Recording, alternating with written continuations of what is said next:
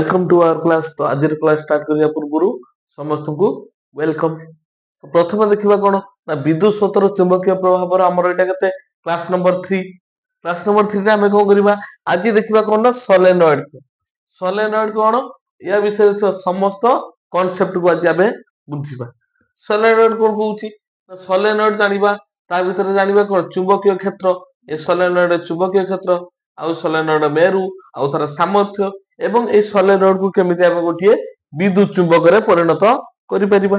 एवं आ गोटे देखिबा ना या जगु चुंबकीय क्षेत्र ऊपर पडुथुवा बल आ रहिला कोन आउ एंड्रेवेरी एम्पियर को नियम गोटे अछि आ गोटे बलर दिग आउ फ्लेमिंग को बाम हस्त नियम। आज टोटली एई सब ऊपर आज हम को करबा ना डिस्कशन करबा हैला। टोटली आज क्लास को अटेंशन दबो या परे ऑल आर क्लियर हैला। बतन दिबा देखो प्रथम कहूची कोन ना सोलेनॉइड। सोलेनॉइड कोन कहूची ना एक विद्युत रोधी आवरण युक्त तंबा तार रु तयारी बहु वृत्ताकार घेर विशिष्ट गोटिए कुंडली। ता माने एक विद्युत रोधी आवरण युक्त गोटिए तंबा तार आमे जानथिले जेतेबेले गोटिए तंबा तार अछि एटा होची कोन अछि एई तंबा तार रे जेतेबेले विद्युत पथ प्रवाहित हो या गोटिए सड़क परिवाही तार थिला। एटा गोटिए सड़क परिवाही तार एथिरे आमे विद्युत स्रोत प्रवाहित करी कोन नथले ए गोटे चुंबक परि कार्य करते पूर्व क्लास रे सब डिस्कशन कर सरी हेची ए गोटे चुंबक परि कार्य करे हैला। आउ कोन करथिले आकु तापरे कोन करथिले आमे मोडी की कोन करथिले ना गोटे कुंडलाकृति वृत्त आकार रो गोटे कोन करथिले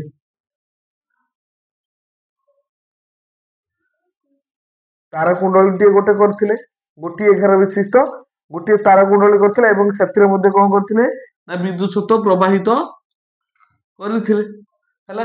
एथुर हम कोन करथिले यार दिग निर्णय करथिले यार भी सामर्थ्य काढिथिले आ यार मेरु भी हम चिन्हि सारथिले हैला। एबे कोन देखिबा सोलेनॉइड को देखिबा हैला। सोलेनॉइड कोन कहूची ना एक विद्युत रोधी आवरण युक्त तंबा तार रु तयारी बहु वृत्ताकार विशिष्ट घेरा विशिष्ट कुंडलीटिए। ता माने एबे जो हमर तंबा तार टिए थिला देखो एइटा गोटे कोन थिला ना सड़क परिवाही तंबा तार थिला ताकू बर्तन कुंडली करिबा बहु कुंडलीकार कोन करिबा घेरा विशिष्ट करिबा। बर्तन कोन करिबा ना मु सेई तंबा तार को बर्तन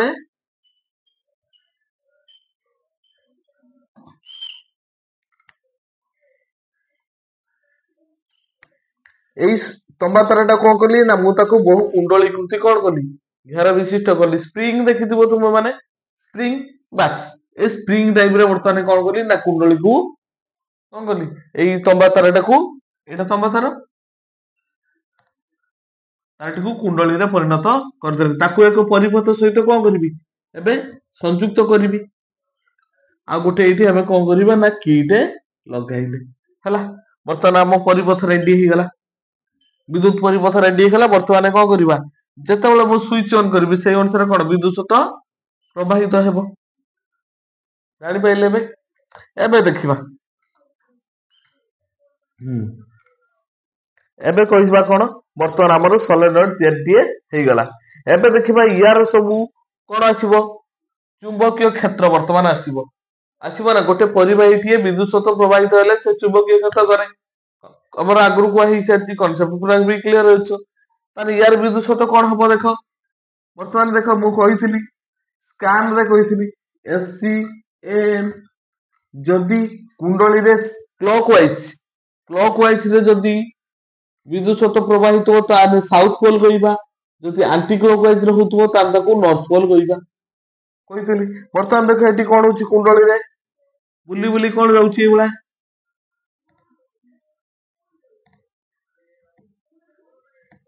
सब क्लॉकवाइज रे जाउचुती ना समस्त कोन होचुती क्लॉकवाइज रे एबला देखि सपडे आसुचुती ताने एई पडी जे गला एटा कोन हिजी क्लॉकवाइज हेले एटा की पोल हिजिबो साउथ पोल हिजिबो आ एटा हिजिबो नॉर्थ पोल हिजिबो ना हिजिबोनी एटा साउथ पोल एठी नॉर्थ पोल एठी त माने चुंबकीय क्षेत्र रे केमिति जिवे मु जदि एई पॉइंट रे काढीबा को चाहिबी कोन हेबे एई पॉइंट रे एमाने कोन हेबे चुंबकीय क्षेत्र रे हेबे कोउठी जिवे ସମସ୍ତେ S ରୁ ବାହାରିବେ N ରେ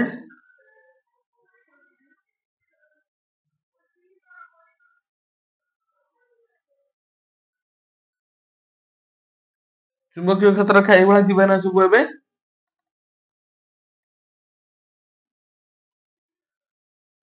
ଏଠୁ ପଶିବେ ସେପଟରେ ନର୍ଥ ପୋଲରେ କଣ ହେବେ ବାହାରିବେ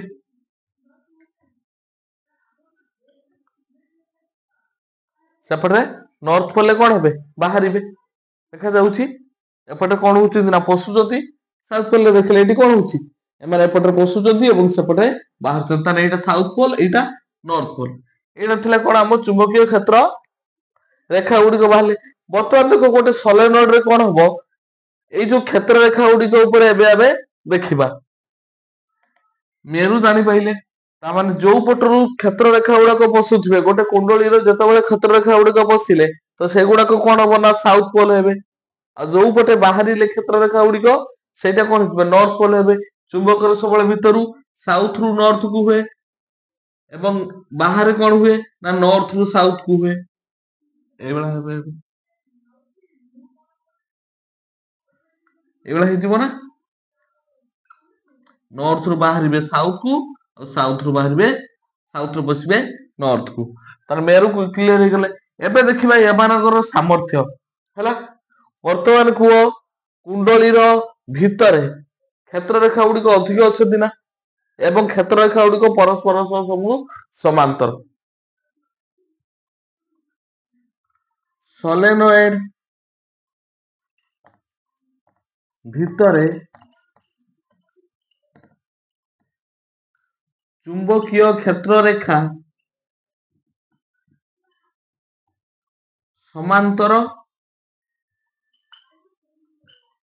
ଏବଂ ସମପରିମାଣ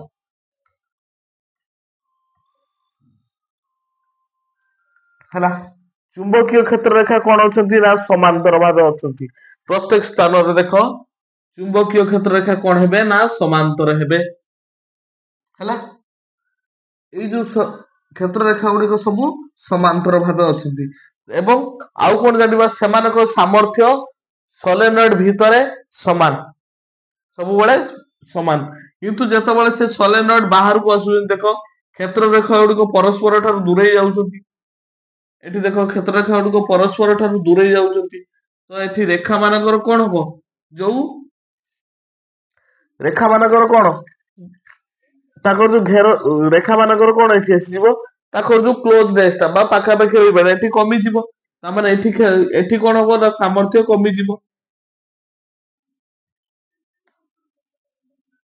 ତାହେଲେ ଏଠି କ୍ଷେତ୍ର ରେଖାର ସାମର୍ଥ୍ୟ କୋଉଠି ସଲେନଏଡ ର ବାହାରେ ଟିକେ କମିଯିବ ଏବଂ ସଲେନଏଡ ର ପ୍ରତ୍ୟେକ ସ୍ଥାନରେ ଏଇ ସ୍ଥାନରେ ସବୁ କଣ ରହିବେ ନା କ୍ଷେତ୍ର ରେଖାର ସାମର୍ଥ୍ୟ ମନେକର ଏଠି ଗୋଟେ ପଏଣ୍ଟ ଏ ଏଠି ଗୋଟେ ପଏଣ୍ଟ ବି ତାହେଲେ ଜାଣିବା ଯେ ଏ ପଏଣ୍ଟ ରେ ଯାହା ସାମର୍ଥ୍ୟ ବି ପଏଣ୍ଟ ରେ ସେଇଆ ସାମର୍ଥ୍ୟ ରହିବ ଗୋଟେ ସଲେନଏଡ ରେ ଏ ପଏଣ୍ଟ ରେ ସଲେନଏଡ ଭିତରେ ସମସ୍ତଙ୍କର ସାମର୍ଥ୍ୟ କଣ ଥାଏ ନା ସବୁ ସ୍ଥାନରେ ସମାନ ଥାଏ ଏବଂ ସଲେନଏଡ କୁ ବାହାରକୁ ଆସିଲେ ସେମାନଙ୍କର ସାମର୍ଥ୍ୟ ସି ମନେକର ଏଠି ଡି ଏଠି ଇ ମାନେ ଏମାନଙ୍କ ସି ଡି ଇ ରେ କଣ হবে ନା ଏ ଆଉ ବି ଠାରୁ ସାମର୍ଥ୍ୟ କମ ରହିବ ହେଲା ଏ ଆଉ ବି ରେ ସମାନ ରହିବ ଏବଂ ସଲେନଏଡ ର ବାହାରକୁ ଆସିଲେ ତାର ସାମର୍ଥ୍ୟ ଟା କଣ ହବ କମିଯିବ ଆଉ ଗୋଟେ ପଏଣ୍ଟ ମନେ ରଖିବା ଦେଖ ଯେତେ ଆମେ କଣ କରିବା ନା କୁଣ୍ଡଳୀର ଯୋଉ ଫାଙ୍କା ସ୍ଥାନ ବା ଏମାନଙ୍କ ଭିତରେ ଥିବା ଯୋଉ କୁଣ୍ଡଳୀକୁ ଆମେ କରୁଥିଲେ ସ୍ପ୍ରିଙ୍ଗ ଟାକୁ ଯେତେ ଟାଇଟ କରିବା ମାନେ କୁଣ୍ଡଳୀ ଭିତରେ କୁଣ୍ଡଳୀର ଫାଙ୍କା ସ୍ଥାନ ଯେତେ କମ ରଖିବା ଇଏ ସେତେ କଣ ହବ ନା ସଲେନଏଡ ଟା ସେତେ ବିଦ୍ୟୁତ ରେଖା ଗୁଡିକ କଣ ହବ ମଧ୍ୟ ଦେଇ ପାସ୍ କରିବ ତା ମାନେ ସେ ଅଧିକ ଚୁମ୍ବକତ୍ୱ ଧାରଣ କରିବ କ୍ଷେତ୍ର ରେଖାର ପରିମାଣ ବଢିବ ଯଦି କୁଣ୍ଡଳୀ ମଧ୍ୟରେ ଫାଙ୍କା ସ୍ଥାନ କମ ରହେ ମାନେ ଏଇ ଯୋଉ କୁଣ୍ଡଳୀ ରହୁଛି ମାନେ ପୁରା କ୍ଲୋଜଲେସ୍ ରହିବ ଏଇ କୁଣ୍ଡଳୀ ସମସ୍ତଙ୍କୁ କଣ ହବ ନା ପାଖକୁ ପୁରା ଛନ୍ଦି ଯେତେ ସ୍ପ୍ରିଙ୍ଗ ଟା ଟାଇଟ ରହିବ ତାହେଲେ କଣ ହେଇଯିବ ନା କୁଣ୍ଡଳୀ ଟା ସେତେ ପାଖାପାଖି ରହିବ ଏବଂ କ୍ଷେତ୍ର ରେଖାର ପରିମାଣ ବଢିବ ସେଇ ଅନୁସାରେ କଣ ହେଇଯିବ ନା ଆମର ଏଇ ଯୋଉ ଚୁମ୍ବକଟି ତିଆରି ହବ ତାହେଲେ ସେଟା କଣ ହବ ଟିକେ ଅଧିକ ସାମର୍ଥ୍ୟ ଦେଖେଇବ ହେଲା ଏବେ ଯିବା କୋଉଠିକି ସାମର୍ଥ୍ୟ କମ୍ପ୍ଲିଟ ହେଲା ଏବେ ଯିବା ବିଦ୍ୟୁତ ଚୁମ୍ବକ କଣ ଏବେ ଦେଖିବା କଣ ନା ବିଦ୍ୟୁତ ଚୁମ୍ବକ କଣ ବର୍ତ୍ତମାନ ଏଇ ଯୋଉ ସୋଲେନଏଡ ଭିତରେ ମାନେ ସ୍ପ୍ରିଙ୍ଗ ଭିତରେ ଦେଖ କ୍ଷେତ୍ର ରେଖା ଯୋଉଠି ଯାଉଛି ଯଦି ଏଇ ସ୍ପ୍ରିଙ୍ଗ ଭିତରେ ଆମେ କଣ କରିବା ନା ଗୋଟିଏ ନରମ ଲୁହାକୁ ରଖିଦବା ହେଲା ସ୍ପ୍ରିଙ୍ଗ ଭିତରେ କଣ କରିବା ନା ନରମ ଲୁହାକୁ ରଖିଦବା ମନେକର ଏଇଟା ସ୍ପ୍ରିଙ୍ଗ ଟା ଥିଲା ଏଇ ସ୍ପ୍ରିଙ୍ଗ ରେ ମୋର ଏଇଟା ହଉଛି କେତେ ନା ନରମ ଲୁହାଟିଏ ମୁଁ ଯଦି ସେଇ ଲୁହାକୁ କଣ କରିବି ନା ଆଣିକି ସେଇ ସୋଲେନଏଡ ଭିତରେ ରଖିଦେଲି ତାହେଲେ ସେ ଗୋଟେ କଣ ହେଇଯିବ ନା ବିଦ୍ୟୁତ ଚୁମ୍ବକ ହେଇଯିବ ହେଲା ଲିଭେଇକି ଭଲସେ କାଟିଦେବି ଚିତ୍ରଟା ସେ ଚିତ୍ରଟା କୋଉ ଭଳିଆ ହବ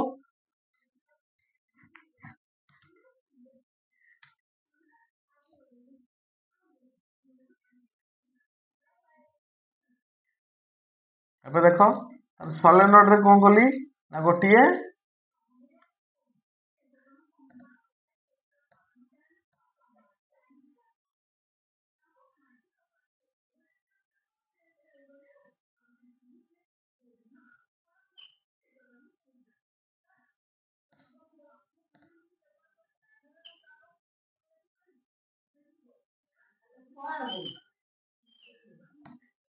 ସୋଲେନଏଡ ରେ କଣ କରିବା ନା ଏବେ ପ୍ଲସ୍ ଏପଟେ ମାଇନସ୍ ହେଲା ଏଇଆ ଭିତରେ କଣ ଆଣିକି ପୁରେଇ ଦେଲି ନା ଗୋଟିଏ ନରମ ଲୁହା ଏଇ ଯୋଉ ଦେଖୁଛ ଗୋଟେ କୁଣ୍ଡଳୀଟେ ଏଇଟା ହଉଛି କଣ ନା ଗୋଟେ ନରମ ଲୁହାକୁ ଆଣିକି କଣ କଲି ନା ମୁଁ ସେଇ ସୋଲେନଏଡ ବା ତାର କୁଣ୍ଡଳୀ ଭିତରେ ଏଇଟା ହଉଛି ତାର କୁଣ୍ଡଳୀ ଏଇଟା ହଉଛି କଣ ତାର କୁଣ୍ଡଳୀ ଏଇଗୁଡା ପୋଷିଛନ୍ତି ଏମାନେ ବାହାରିଛନ୍ତି ଏଇଟା ହଉଛି ତାର କୁଣ୍ଡଳୀ ଏଇ ତାର କୁଣ୍ଡଳୀରେ କଣ କରିଲି ନା ଗୋଟେ ନରମ ଲୁହା ଏଇଟା ହଉଛି ନରମ ଲୁହା এই ନରମ ଲୁହା ଯେତେବେଳେ ସୋଲେନଏଡ ଭିତରେ ପୁରେଇ ଦେଲି ବା ତାର କୁଣ୍ଡଳୀକୁ ନରମ ଲୁହାର ଚାରିପଟେ ପୁରେଇଲି ତାର ସେ ଗୋଟେ କଣ ହେଇଗଲା ନା ଏଇଟା ହେଇଗଲା ଏବେ ଗୋଟେ ବିଦ୍ୟୁତ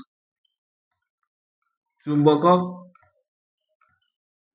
ହେଲା ତାହେଲେ ଏଇଟା ଗୋଟେ ହେଇଗଲା କଣ ବିଦ୍ୟୁତ ଚୁମ୍ବକ ଆମେ ସୋଲେନଏଡ ଭିତରେ ନରମ ଲୁହା କାହିଁକି ପୁରେଇଲେ ମନେ ରଖିବ ସୋଲେନଏଡ ଟାକୁ ବିଦ୍ୟୁତ ଚୁମ୍ବକ କଲା ବେଳେ ଗୋଟେ ନରମ ଲୁହାକୁ ପ୍ରବେଶ କରାଯାଏ କାହିଁକି ନରମ ଲୁହାର ଗୋଟେ ଗୁଣ ରହୁଛି ସେ ଶୀଘ୍ର କଣ କରିବ ନା ଚୁମ୍ବକୀୟ କ୍ଷେତ୍ର ମଧ୍ୟରେ ରହିଲେ ସେ ଶୀଘ୍ର ଗୋଟିଏ ଚୁମ୍ବକ ପରି ବିହେଭ କରିବ ବା ଚୁମ୍ବକରେ ପରିଣତ ହେଇଯିବ ଆଉ ଯେତେବେଳେ ବିଦ୍ୟୁତ ସ୍ରୋତ ଆମେ ବନ୍ଦ କରିବା ସେତେବେଳେ ସେ କଣ କରିବ ନା ଚୁମ୍ବକତ୍ଵ ହରାଇବ ଏଇଟା ହଉଛି କଣ ନା ଗୋଟିଏ ନରମ ଲୁହାର ବିଶେଷ ଗୁଣ ହେଲା ଏଇଟା ହଉଛି ତାର ଗୋଟେ ବିଶେଷ ଗୁଣ ଯେ ନରମ ଲୁହାର ସିଏ ଯେତେବେଳେ କୌଣସି ଏକ ଚୁମ୍ବକୀୟ କ୍ଷେତ୍ର ମଧ୍ୟରେ ରହିବ ସେ ଶୀଘ୍ର କଣ ହେଇଯିବ ନା ଗୋଟେ ଚୁମ୍ବକ ପରି ବିହେଭ କରିବ ବା ଚୁମ୍ବକରେ ପରିଣତ ହବ ଯେତେବେଳେ ଦେଖ ବିଦ୍ୟୁତ ସ୍ରୋତ ପ୍ରବାହିତ ହେବ ଏଇ ଯୋଉ କୁଣ୍ଡଳୀରେ ସେତେବେଳେ କଣ ହବ ନା ଚୁମ୍ବକୀୟ କ୍ଷେତ୍ର କଣ ହବ ସେ ସୃଷ୍ଟି କରିବ ଏଇ ଚୁମ୍ବକୀୟ କ୍ଷେତ୍ର ମଧ୍ୟରେ ଯେତେବେଳେ ନରମ ଲୁହାଟା ରହିବ ସେତେବେଳେ ଇଏ ଗୋଟିଏ କଣ ହେଇଯିବ ନା ବିଦ୍ୟୁତ ଚୁମ୍ବକ ହେଇଯିବ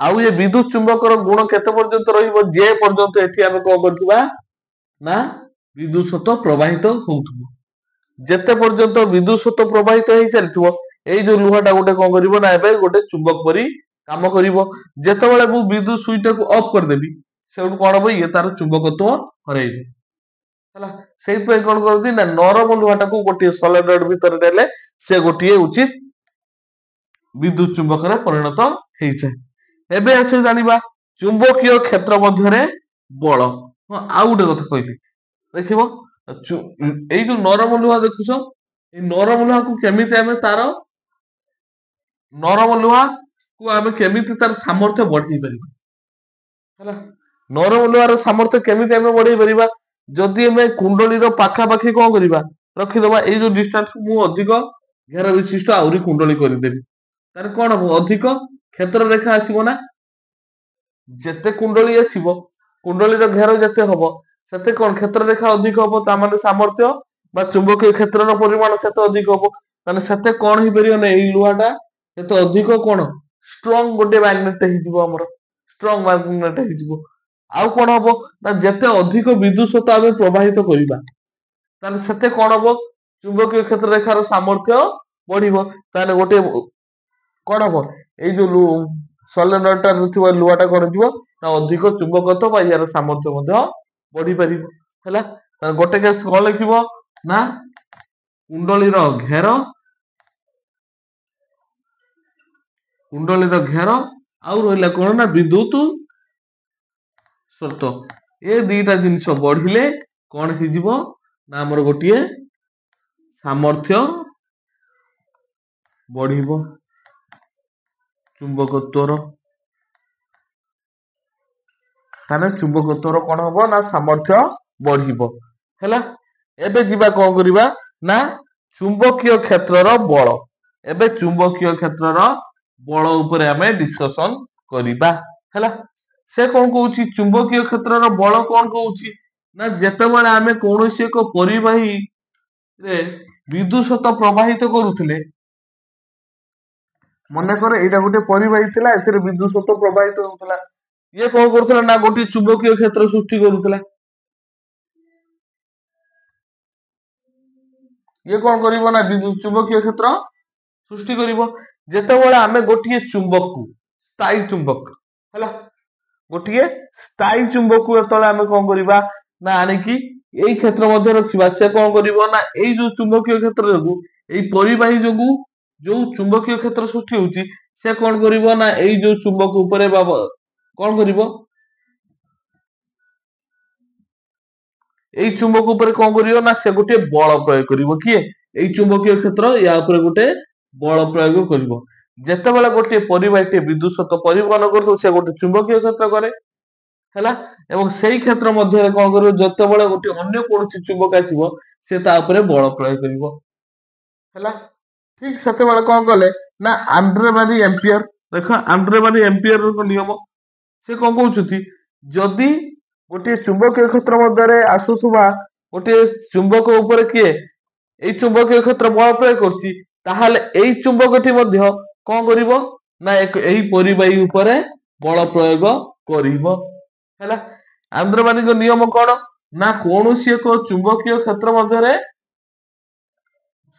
କୌଣସି ଏକ ଚୁମ୍ବକୀୟ କ୍ଷେତ୍ର ମଧ୍ୟରେ ଯେତେବେଳେ ପରିବାହୀ ତାରଟି ଆସିବ, ସେତେବେଳେ କଣ ହବ ନା ଏଇ ପରିବାହୀ ଉପରେ ଚୁମ୍ବକ କଣ କରିବ ନା ବଳ ପ୍ରୟୋଗ କରିବ ହେଲା। ମନେକର ଗୋଟେ ଏଇଠି କଣ ଅଛି ଆମର ଚୁମ୍ବକୀୟ କ୍ଷେତ୍ର ଅଛି, ଏଇ ଚୁମ୍ବକୀୟ କ୍ଷେତ୍ର ମଧ୍ୟରେ ଯେତେବେଳେ ଗୋଟେ ପରିବାହୀଟିଏ ଯିବ ବିଦ୍ୟୁତ ପରିବହନ କରୁଥିବ, ତାହେଲେ ଏଇ ଚୁମ୍ବକୀୟ କ୍ଷେତ୍ର ମଧ୍ୟକୁ ଗଲେ ଏଇ ଚୁମ୍ବକୀୟ କ୍ଷେତ୍ର କିଏ ଏନ୍ ରୁ ଏସ୍ ଆମେ ଜାଣିଛନ୍ତି, ଇଏ କଣ କରିବ ନା ଏବେ ଏଇ ତାର ଉପରେ ଏକ ବଳ ପ୍ରୟୋଗ କରିବ ହେଲା। ସେଇଟା କିଏ କହିଥିଲେ ନା ଆନ୍ଦ୍ରେ ମାରି ଏମ୍ପିୟର, ଜଣେ ବୈଜ୍ଞାନିକ ଥିଲେ, ସିଏ ଏବଂ ଏଇ ନିୟମଟାକୁ ଦେଲେ, କହିଲେ ଯେତେବେଳେ କୌଣସି ଏକ ଚୁମ୍ବକୀୟ କ୍ଷେତ୍ର ମଧ୍ୟରେ ଗୋଟେ ପରିବାହୀଟିଏ କଣ ହଉଥିବ ନା ବିଦ୍ୟୁତ ବହନ କରୁଥିବ, ସେ ଚୁମ୍ବକୀୟ କ୍ଷେତ୍ରଟା କଣ କରିବ ନା ସେ ପରିବାହୀ ଉପରେ କଣ କରିବ ନା ବଳ ପ୍ରୟୋଗ କରିବ, ଏବଂ ସେ ବଳର ନିୟମ କଣ ଏବଂ ତାର ଗତି କେମିତି ସେଇଟା ଆମେ ଏବେ ଜାଣିବା। କାହା ନା ଏଇ ବଳର ଦିଗ ଉପରେ ଜାଣିବା, ବା ସିଏ କେଉଁ ଦିଗରେ ବଳ ପ୍ରୟୋଗ କରିବ ହେଲା। ଯେ ଚିତ୍ରଟା କାଟିବା, ବର୍ତ୍ତମାନ ଏହା ପାଇଁ କଣ ହେଲା ନା ଏଇ ଯୋଉ ବଳର ଦିଗ ଜାଣିବା ପାଇଁ ସେ ଗୋଟେ ଏକ୍ସପେରିମେଣ୍ଟ କଲେ। ପ୍ରଥମ କଣ କଲେ ନା ଏକ ପରିବାହୀରେ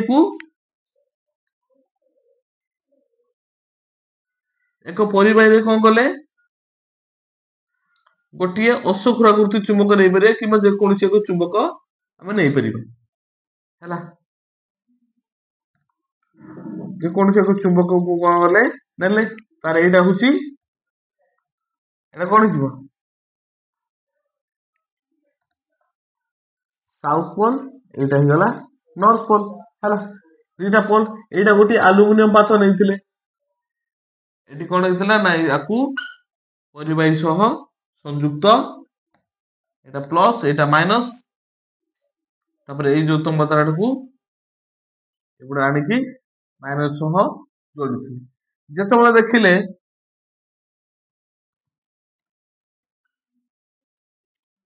କରେଣ୍ଟର ଦିଗ ଏଇଟା ହେଲା, ବର୍ତ୍ତମାନ କଣ ଏଇଭଳିଆ ସେଟଅପ ଟେ କଲେ, ଦେଖିଲେ କଣ ନା ଯେତେବେଳେ କରେଣ୍ଟ ସୁଇଚ ଅନ୍ କରାଗଲା, ସେତେବେଳେ ଦେଖିଲେ ଏଇ ଯୋଉ ଆଲୁମିନିୟମ ପାତ୍ରଟା କାହା କାହା ମଧ୍ୟରେ ଥିଲା ନା ଏଇ ଯୋଉ ଚୁମ୍ବକ ମଧ୍ୟରେ, ଏଇଟା ଚୁମ୍ବକୀୟ କ୍ଷେତ୍ର ନା, ଏବେ ଏଇଟା ଇୟାର ହଉଛି ସାଉଥ ପୋଲ, ଏଇଟା ହଉଛି ନର୍ଥ ପୋଲ, ଏଇଟା ଗୋଟେ ଅଶ୍ୱକ୍ଷୁରାକୃତି ଚୁମ୍ବକ, ଅଶ୍ୱକ୍ଷୁରାକୃତି ଚୁମ୍ବକ। ଏଇ ଅଶ୍ୱକ୍ଷୁରାକୃତି ଚୁମ୍ବକ ମଧ୍ୟରେ ଯେତେବେଳେ ଆଲୁମିନିୟମ ପାତଟିଏ ଆଣିକି ରଖିଲେ ଏବଂ ସେଥିରେ ବିଦ୍ୟୁତ ପ୍ରବାହିତ କଲେ, ଦେଖିଲେ କଣ ହଉଛି ନା ପାତଟି ଏଠି କଣ ହଉଛି ନା ଏଇ ଦିଗକୁ ବାମ ଆଡକୁ କଣ ହଉଛି ନା ପେଲି ହେଇ ଆସୁଛି ବା ଏଇ ଆଡକୁ ଘୁଞ୍ଚି ଆସୁଛି କୁଆଡକୁ ବାମ ଦିଗ ଆଡକୁ। ବର୍ତ୍ତମାନ କଣ କରାଗଲା ନା ଯେତେବେଳେ ଏଠି ସୁଇଚ ଅନ୍ କରାଗଲା ଦେଖିଲେ ଯେ ଏଇଟା କଣ ହଉଛି ନା ଏଇ ଦିଗକୁ ପଳେଇ ଆସୁଛି। ତାମାନେ ଚୁମ୍ବକୀୟ କ୍ଷେତ୍ର ମଧ୍ୟରେ ଯେତେବେଳେ ପରିବାହୀ ତାରଟା ଆସୁଛି ତାମାନେ କିଏ ବଳ ପ୍ରୟୋଗ ହଉଛି ହେଲା। ତାମାନେ ଏଠି କଣ ହଉଛି ନା ୟା ପରେ କିଏ ବଳ ପ୍ରୟୋଗ ହଉଛି। ଏବେ ଏଇ ବଳର ନିୟମକୁ ଜାଣିବାକୁ ହେଲେ ଆମକୁ କଣ କରିବାକୁ ପଡିବ ନା ଫ୍ଲେମିଙ୍କ ବାମ ହସ୍ତ ନିୟମକୁ ଜାଣିବାକୁ ପଡିବ ହେଲା।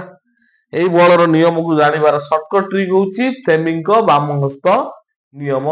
ତାହେଲେ ଏକ ପରିବାହୀରେ ବିଦ୍ୟୁତ ପରିବହନ କରୁଥିବା ଏକ ପରିବାହୀ ତାରଟିଏ ଯେତେବେଳେ ଏକ ଚୁମ୍ବକୀୟ କ୍ଷେତ୍ର ମଧ୍ୟକୁ ଆସେ ତାହେଲେ ସେତେବେଳେ କଣ ହୁଏ ତା ଉପରେ ଏକ ବଳ ପ୍ରୟୋଗ ହେଇଥାଏ ଏବଂ ସେଇ ବଳର ଦିଗକୁ ନିୟମକୁ କିଏ ନା ଆମର ଫ୍ଲେମିଙ୍କ ବାମ ହସ୍ତ ନିୟମ ଅନୁସାରେ ଆମେ ଜାଣିପାରିବା ହେଲା। କେମିତି ଜାଣିବା ସେ କହିଲେ କଣ କରିବ ନା କୌଣସି ଏକ ପରିବାରରେ ଯେତେବେଳେ ତାରଟିରେ ପରିବହନ ହଉଥିବ ବିଦ୍ୟୁତ ସେତେବେଳେ ତୁମ ବାମ ହସ୍ତକୁ ଆଗକୁ କାଢିବ ଏବଂ କଣ କରିବ ନା ସମସ୍ତେ କଣ କରିବ ନା ତମର ବୃଦ୍ଧା ଆଙ୍ଗୁଳି ଆଉ ରହିଲା ତର୍ଜନୀ ଆଙ୍ଗୁଳି ଆଉ ଏଇଟା ରହିଲା ମଧ୍ୟମ ଆଙ୍ଗୁଳିକୁ ଏମିତି ରଖ ଯେମିତି ସେମାନେ ପରସ୍ପର ସହିତ କଣ ହେବେ ନା ସମକୋଣରେ ରହିବେ। ସମସ୍ତେ କଣ କରିବେ ନା ସମକୋଣ ମାନେ ପରସ୍ପର ସହିତ ସମସ୍ତେ ଲମ୍ବ ଭାବରେ ରହିବେ। ଏଇ ବୃଦ୍ଧା ଆଙ୍ଗୁଳି ଏଇ ତର୍ଜନୀ ଆଙ୍ଗୁଳି ସହିତ କଣ ହବ 90 ଡିଗ୍ରୀ କରିବ ଏବଂ ଏଇ ତର୍ଜନୀ ଆଙ୍ଗୁଳି ମଧ୍ୟମ ଆଙ୍ଗୁଳି ସହିତ 90 ଡିଗ୍ରୀ କରିବ ଏବଂ ଏଇ ବୃଦ୍ଧା ଆଙ୍ଗୁଳି ମଧ୍ୟ ମଧ୍ୟମ ଆଙ୍ଗୁଳି ସହିତ 90 ଡିଗ୍ରୀ କରିବ। ସମସ୍ତେ ପରସ୍ପର ସହିତ ସମକୋଣ ରହିବେ ବା ଲମ୍ବ ଭାବରେ ରହିବେ। ଏଇପରି ରଖିଲ। ସେ କଣ କହୁଛି ଯଦି ରଖିଲ ତାହେଲେ ଯଦି ତୁମେ ତୁମର ତର୍ଜନୀ ଆଙ୍ଗୁଳିକୁ ଚୁମ୍ବକୀୟ କ୍ଷେତ୍ର ଦିଗରେ ରଖିବ ଏବଂ ତୁମର ମଧ୍ୟମ ଆଙ୍ଗୁଳିକୁ କଣ ରଖିବ ନା ବିଦ୍ୟୁତ ସ୍ରୋତ ଦିଗରେ ରଖିବ ତାହେଲେ ତୁମର ବୃଦ୍ଧା ଆଙ୍ଗୁଳି କଣ କରିବ ନା ଏକ ପରିବାହୀ ଉପରେ ପଡୁଥିବା ବଳର ଦିଗକୁ ସେ ଦର୍ଶେଇବ ହେଲା। ଏଇଟା ହଉଛି କଣ ନା ଫ୍ଲେମିଙ୍କ ବାମ ହସ୍ତ ନିୟମ। ସେ ଅନୁସାରେ ଆମେ ଦେଖିବା ଏବେ କାଟିବା। ବର୍ତ୍ତମାନ ସେଇ ଅନୁସାରେ ନିୟମ ପକେଇବା। ବର୍ତ୍ତମାନ ମନେକର ଏଇଭଳିଆ ଚୁମ୍ବକୀୟ କ୍ଷେତ୍ର ଦିଗ ଏଇଟା ଅଛି। ମନେକର ଏଇଟା ହଉଛି ନର୍ଥ ପୋଲ ଏଇଟା ହଉଛି ସାଉଥ ପୋଲ। ଏଇଟା ବର୍ତ୍ତମାନ କଣ ଚୁମ୍ବକୀୟ କ୍ଷେତ୍ର ଦିଗ ଅଛି। ଚୁମ୍ବକୀୟ କ୍ଷେତ୍ର ଦିଗ ବର୍ତ୍ତମାନ କଣ ହଉଛି ନା ପରିବାହୀଟିରେ କଣ ହଉଛି ନା ଏଇଭଳିଆ ପରିବାହୀରେ ବିଦ୍ୟୁତ ଏଇପରି ଭାବରେ ପ୍ରବାହିତ ହେଉଛି। ଏବେ କୁହ କୋଉ ଆଡକୁ ବଳ ପ୍ରୟୋଗ ହବ ହେଲା। ଦେଖିବା ଫ୍ଲେମିଙ୍କ ବାମ ହସ୍ତ ନିୟମ ପକେଇବା। ପରିବାହୀର ଦିଗ କୋଉଠି ରହିବ ତର୍ଜନୀ ଆଙ୍ଗୁଳି ସବୁବେଳେ କଣ ରହିବ ନା ଚୁମ୍ବକୀୟ କ୍ଷେତ୍ର ଦିଗ ରହିଲା। ଏବେ କଣ କହୁଛି ନା ମଧ୍ୟମ ଆଙ୍ଗୁଳି କଣ ରହିବ ମଧ୍ୟମ ଆଙ୍ଗୁଳି ରହିବ ବିଦ୍ୟୁତ ଦିଗରେ। ତାମାନେ ବିଦ୍ୟୁତ ଦିଗରେ ଏଇଭଳିଆ ରହିବ। ଦେଖ ବିଦ୍ୟୁତ ଦିଗରେ ମଧ୍ୟମ ଆଙ୍ଗୁଳି ରହିଲା ଉପରକୁ ଆଉ ତର୍ଜନୀ ଆଙ୍ଗୁଳି ବା ଏଇ ଯୋଉ ବିଶି ଆଙ୍ଗୁଳି ଟା କୁଆଡେ ରହିବ ନା ସିଆଡକୁ କୁଆଡେ ଚୁମ୍ବକୀୟ କ୍ଷେତ୍ର ଦିଗ। ଏବେ କୁହ ମୋ ବୃଦ୍ଧା ଆଙ୍ଗୁଳି କୁଆଡକୁ ମୁହଁ କରିଛି ଭିତରକୁ ନା ଏଇ ହ୍ୱାଇଟ ବୋର୍ଡ ର ଭିତରକୁ ନା ତାମାନେ ବଳ କୁଆଡେ ପଡିବ ଏଇ ଭିତରକୁ ପଡିବ। ତାମାନେ ଭିତରକୁ ବଳ ପଡିବ ଜାଣିପାରିଲେ ଏଇଭଳିଆ ରହିବ ପୋଜିସନ। ଏଇଟା ରହିଲା ଚୁମ୍ବକୀୟ କ୍ଷେତ୍ର ଦିଗରେ ଏଇଟା ରହିଲା ବିଦ୍ୟୁତ କ୍ଷେତ୍ର ଦିଗରେ ଆଉ ଏବେ ବୁଢା ଆଙ୍ଗୁଳିଟା ଦେଖ କୁଆଡେ ଭିତରକୁ ହ୍ୱାଇଟ ବୋର୍ଡ ର ଭିତରକୁ ତାମାନେ ବଳଟା ଭିତରକୁ ପଶିବ। ସେଭଳି ଆଉ ଗୋଟେ ମତେ କୁହ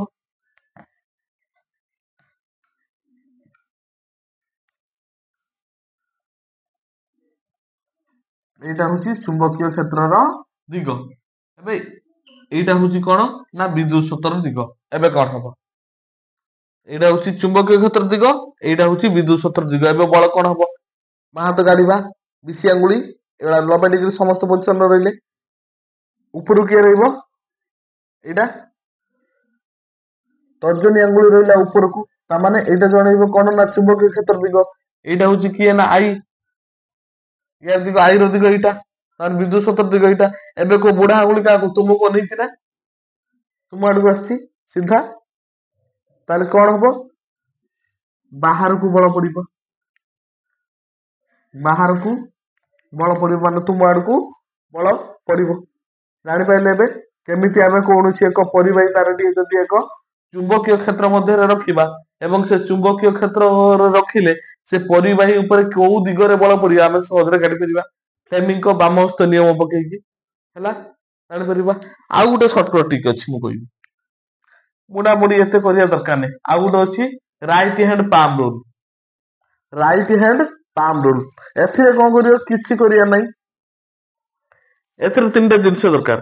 ଦେଖ, ଏଇ ଚାରି ଆଙ୍ଗୁଳି ରହିଲା, ଏଇ ଯୋଉ ଚାରି ଆଙ୍ଗୁଳି କି କୋଉଠି ରଖିବ ନା ଚୁମ୍ବକୀୟ କ୍ଷେତ୍ର ଦିଗରେ ରଖିବ ହେଲା। ଏଇ ଯୋଉ ବୃଦ୍ଧ ଆଙ୍ଗୁଳି ବା ବୁଢା ଆଙ୍ଗୁଳି ଟା କୋଉଠି ରଖିବା ନା ବିଦ୍ୟୁତ ସ୍ରୋତ ଦିଗରେ ରଖିବା ହେଲା। ଏଇ ଯୋଉ ବୁଢା ଆଙ୍ଗୁଳି ଟାକୁ ବିଦ୍ୟୁତ ସ୍ରୋତ ଦିଗରେ ରଖିବା। ଆଉ ଯୋଉ ପାପୁଲି ଟା ରହିବ ଆମର, ଦେଖ ଏବେ ଏଇ ଯୋଉ ପାପୁଲି ଟା କଣ କରିବ, ସିଧା କଣ ସେ କାହାକୁ ଦର୍ଶେଇବ, ପାପୁଲି ଯୋଉ ଆଡକୁ ମୁହଁ କଲା ସେଇଟା ଦର୍ଶେଇବ ଯେ ଏଇଟା ଗୋଟିଏ ବଳର ଦିଗ। ସେଇଟା ବର୍ତ୍ତମାନ ପକେଇବା। ଦେଖ, ଏଇ ଚାରିଟା ଆଙ୍ଗୁଳି ଚୁମ୍ବକୀୟ କ୍ଷେତ୍ର ଦିଗରେ ଗଲା, ବିଦ୍ୟୁତ ସ୍ରୋତ ଦିଗ ଏପଟେ ରହୁଛି, ମାନେ ବୁଢା ଆଙ୍ଗୁଳିଟା ବିଦ୍ୟୁତ ସ୍ରୋତ ଦିଗ ରହିଲା। ଏବେ ପାପୁଲି କାହା ଆଡକୁ ମୁହଁ କରୁଛି, ତୁମ ଆଡକୁ, ତାମାନେ ବଳ ଟା କୁଆଡେ ପଡିବ, ତୁମ ଆଡକୁ, ତାମାନେ ବାହାରକୁ ଦେଖ ହେଇ ପଡୁଥିଲା। ଫ୍ଲେମିଙ୍କ ବାମ ହସ୍ତରେ ଯାହା ବାହାରୁଥିଲା, ବର୍ତ୍ତମାନ ଦେଖ ଦକ୍ଷିଣ ହସ୍ତ ନିୟମରେ ସେଇଟା ବାହାରିଲା ପାପୁଲି। ରାଇଟ୍ ହ୍ୟାଣ୍ଡ ପାମ୍ ରୁଲ, ଦକ୍ଷିଣ ହସ୍ତ ପାପୁଲି ନିୟମ ରହିଲା। ବିଦ୍ୟୁତ ସ୍ରୋତ ଦିଗରେ ବୁଢା ଆଙ୍ଗୁଳିଟି ରହିଲା ଏବଂ ତୁମ ପାପୁଲିଟା ରହିଲା ଇଆଡକୁ, ତାର ବଳଟା ଇଆଡକୁ ହେଲା, ତୁମ ଆଡକୁ। ଜାଣିପାରିଲ? ଆଉ ଗୋଟେ ଦେଖିବା ସେଇଭଳିଆ, ଡାଉଟ୍ କ୍ଲିୟର କରିଦବା। କାହିଁକିନା ନିୟମ ଉପରେ ହିଁ ଆମେ ପରବର୍ତ୍ତୀ କ୍ଲାସରେ ମଟରଟା ଆମେ ତାର କନସେପ୍ଟ ବୁଝିବା ହେଲା। ଏବେ ଦେଖିବା କଣ,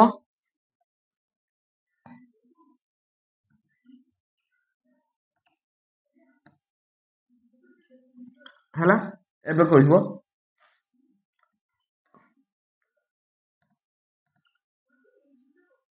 କୁହ, ଏଇଟା ହଉଛି ବିଦ୍ୟୁତ ସ୍ରୋତର ଦିଗ। ଏବେ କଣ ହବ, ରାଇଟ୍ ହ୍ୟାଣ୍ଡ ପାମ୍ ରୁଲ ପକେଇବା ନା ଫ୍ଲେମିଙ୍ଗ ପକେଇବା? ଆଗେ ଫ୍ଲେମିଙ୍ଗ ପକେଇବା, ତାପରେ ରାଇଟ୍ ହ୍ୟାଣ୍ଡ ପାମ୍ ପକେଇବା। ରାଇଟ୍ ହ୍ୟାଣ୍ଡ ପାମ୍ ହଉଛି ସବୁଠୁ ସର୍ଟକଟ ଟ୍ରିକ୍ ହେଲା। ଆଗେ ଫ୍ଲେମିଙ୍ଗ ପକେଇଦବା। ଫ୍ଲେମିଙ୍ଗ ରହିଲା, ବିଦ୍ୟୁତ ସ୍ରୋତ ରହିଲା କୁଆଡକୁ, ଦେଖ ଫ୍ଲେମିଙ୍ଗ ର ତର୍ଜନୀ ଆଙ୍ଗୁଳି ଚୁମ୍ବକୀୟ କ୍ଷେତ୍ର ଦିଗରେ, ଆଉ ରହିଲା ଏଇଟା ବିଦ୍ୟୁତ ସ୍ରୋତ ଦିଗରେ। ଆଉ ଏଇ ଯୋଉ ବୁଢା ଆଙ୍ଗୁଳିଟା କଣ ରହିଲା, ବାହାରକୁ, ମାନେ ବଳଟା କୁଆଡେ ପଡିବ, ଏବେ ସେଇ ଏଇ ଯୋଉ ପରିବାହୀଟାକୁ ସେ କଣ କରିବ ନା ବାହାରକୁ ଠେଲିବ, ବାହାରକୁ ଠେଲିଲା। ଏବେ କଣ କରିବ ନା ରାଇଟ୍ ହ୍ୟାଣ୍ଡ ପାମ୍ ରୁଲ ପକେଇବା। ରାଇଟ୍ ହ୍ୟାଣ୍ଡ ପାମ୍ ରୁଲ କଣ କହୁଛି, ସିଧା କଣ କରିବି, ଚୁମ୍ବକୀୟ କ୍ଷେତ୍ର ଦିଗରେ ରଖିଲି, ଆଉ ବୁଢା ଆଙ୍ଗୁଳିଟାକୁ ବିଦ୍ୟୁତ ସ୍ରୋତ ଦିଗରେ ରଖିଲି। ଦେଖ, ଏବେ ପାପୁଲିଟା କୁଆଡକୁ ମୁହଁ କରୁଛି, ତୁମ ଆଡକୁ ନା, ପାପୁଲିଟା ତୁମ ଆଡକୁ ମୁହଁ କରୁଛି। ଏଇଟା ଚୁମ୍ବକୀୟ କ୍ଷେତ୍ର ଦିଗ ରହିଲା, ବୁଢା ଆଙ୍ଗୁଳିଟା କଣ କଲା, ବିଦ୍ୟୁତ ସ୍ରୋତ ଦିଗ ରହିଲା। ପାପୁଲିଟା ତୁମ ଆଡକୁ, ତାପରେ ବାହାରକୁ ହେଲା। ଏବେ ଦିଗ ଜାଣିପାଇଲେ, ବାସ୍। ଆଜିର କ୍ଲାସ ଏତିକି କନସେପ୍ଟ ହେଲେ। ଆଉ ଗୋଟେ ରହିଲା, ତୁମକୁ କହିଲି, ଦେଖ ବିଦ୍ୟୁତ ଚୁମ୍ବକ ଆଉ ବାର୍ ମ୍ୟାଗ୍ନେଟ, ବିଦ୍ୟୁତ ଚୁମ୍ବକ ଆଉ ବାର୍ ମ୍ୟାଗ୍ନେଟ, ଆଙ୍କ ଭିତରେ ତଫାତ୍ କଣ ହେଲା। ଆମେ ଯୋଉ ରହିଲା ଇଲେକ୍ଟ୍ରିକ ମ୍ୟାଗ୍ନେଟ ଆଉ ବାର୍ ମ୍ୟାଗ୍ନେଟ, ଆଙ୍କ ଭିତରେ କଣ ଡିଫରେନ୍ସ ରହିଲା ହେଲା। ଦେଖିଲ, ଏଇ ଯୋଉ ଇଲେକ୍ଟ୍ରିକ ମ୍ୟାଗ୍ନେଟ ଆଉ ବାର୍ ମ୍ୟାଗ୍ନେଟ, ବାର୍ ମ୍ୟାଗ୍ନେଟ ଟା କଣ, ଗୋଟେ ସ୍ଥାୟୀ ମ୍ୟାଗ୍ନେଟ ନା। ଏଇଟା ୟାର ସବୁବେଳେ ସାମର୍ଥ୍ୟ କେତେ, ସବୁବେଳେ ସମାନ, ଯେତିକି ଥିବ ସେତିକି, ତାକୁ ଆମେ ବଢେଇ ପାରିବା ନା କମେଇ ପାରିବା।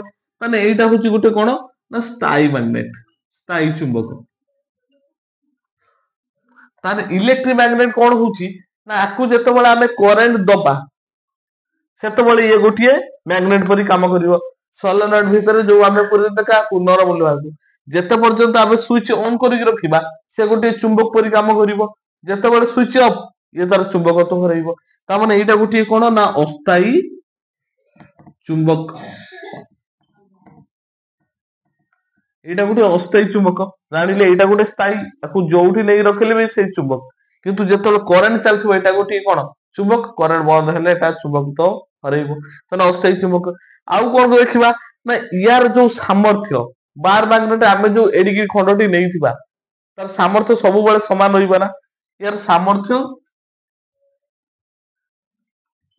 ସମାନ ବା ଏକ, ସାମର୍ଥ୍ୟ ଏକ। କିନ୍ତୁ ୟାର ସାମର୍ଥ୍ୟ ଆମେ ବଢେଇ ପାରିବା କମେଇ ପାରିବା ନା। ଦେଖ ଇଲେକ୍ଟ୍ରିକ ମ୍ୟାଗ୍ନେଟ ବା ବିଦ୍ୟୁତ ଚୁମ୍ବକରେ ଯଦି କଣ ହୁଏ ବିଦ୍ୟୁତ ସ୍ରୋତ ବଢେ ତାହେଲେ ଚୁମ୍ବକ ବଢିବ, ଚୁମ୍ବକତ୍ଵ ବଢିବ। ଯଦି କୁଣ୍ଡଳୀର ଘେର ବଢେ